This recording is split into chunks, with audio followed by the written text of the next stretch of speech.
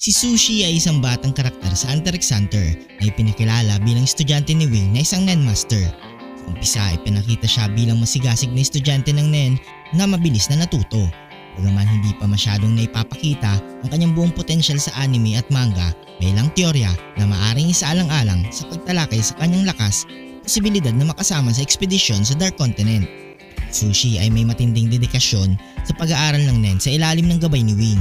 Kung patuloy siyang magpursige, malaki ang posibilidad na maging isa siyang malakas na Nen user.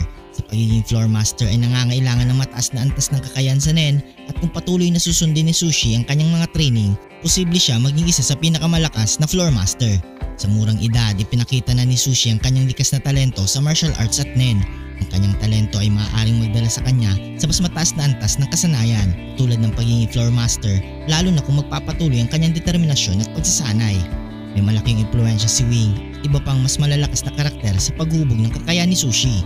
Kung patuloy siyang sinusuportahan ng mga ito, mabilis ang kanyang pagiging pag-unlad.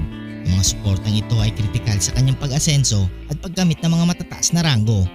Kung bibigyan ng mas maraming screen time at development si Sushi sa manga at anime, posible na makita natin siyang makasama sa mga mas malalaking misyon tulad ng pagpunta sa Dark Continent.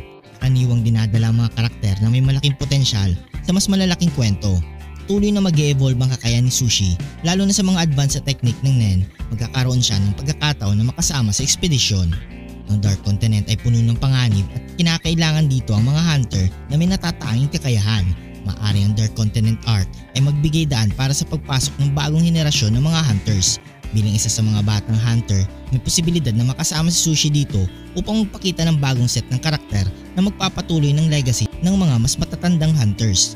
Ang pagsasanay ni Sushi sa martial arts ay nagbibigay sa kanya ng matibay na pundasyon para sa paggamit ng Nen. Ang kanyang disiplina at technique sa martial arts ay magiging mabisang kombinasyon kapag ginamit kasabay ng kanyang Nen abilities na kinakailangan upang maging isang floor master. Bilang isang mag-aaral ng determinadong mapabuti ang sarili, maaaring makabuo Sushi ng sarili niyang natatanging technique o Hatsu. Ang pagkakaroon ng isang natatanging Hatsu ay isang malaking kalamangan sa pagiging isang floor master dahil ito ay magbibigay sa kanya ng edge sa mga laban.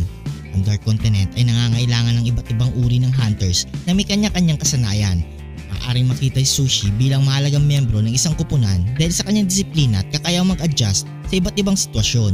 Ang kanyang pagsasanay at potensyal na kakayahan ay magiging mahalaga sa pagharap sa mga hamon ng Dark Continent. Ang mentorship ni Wing ay isang malaking advantage para kay Sushi.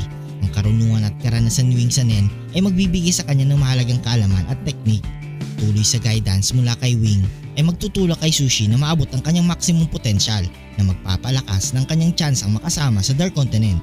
Bilang isang estudyante ni Wing, nagkakaroon si Sushi ng pagkakataong makilala ang iba't ibang mga hunters at influential figures sa Hunter Association. Ang mga koneksyon na ito ay makakatulong sa kanya na makasali sa mga high-profile missions kabilang ang ekspedisyon sa Dark Continent.